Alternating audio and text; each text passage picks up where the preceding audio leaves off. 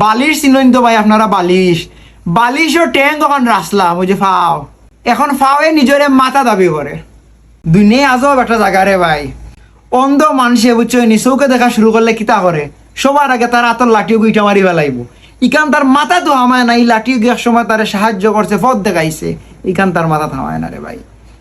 আপনি যারে ভাই ফত্তাকি তুলিয়া রাজপ্রসাদ নিবানানি, হে রাজপ্রসাদ হামানির পরে ফয়লা প্রমাণ করার চেষ্টা করবো লাগে আপনি রাজপ্রসাদর অযোগ্য এবং হে যোগ্য, এবং হে যোগ্য বলে এই জায়গাত আইছে।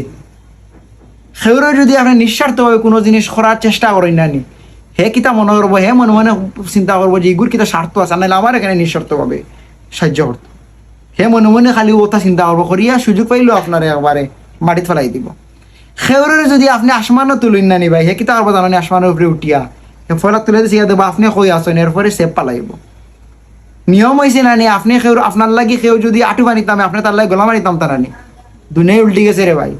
আপনি যদি সেউরের লাগে যদি গলা পানিত নামইন, সেও আপনার লাগে ইসরায়েলের আটু মানিত নামতেন না। হে ফারো যে আপনার কাপড় চুর আছে না নি, ওটা লইয়া হে দৌড় তুলব।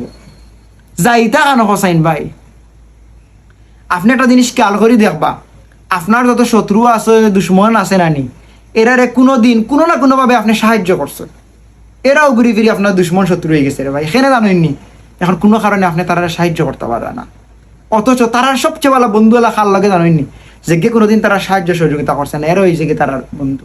আপনি নাই এখানে, আপনি এখন তারা সাহায্য সহযোগিতা করতে পারে না।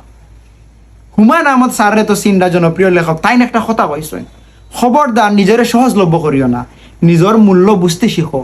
তুমি যে অমূল্য ইকা নকলের বুঝাইয়া দেও, সম্পর্কে এইটুকু বুঝাইয়া দেও, তোমার চাইলেই পাওয়া যাইত না। এখন জিন্দগি ওলান হয়ে গেছে গিরে ভাই। আপনি খেউরর লাগে যদি কোনটা খরইন, হে আপনার দাম দিত না, আর নিজে নিজের চুপচাপ বইন যদি আইয়া দেবা আপনার দাম দিব। দুনিয়াই ওলান।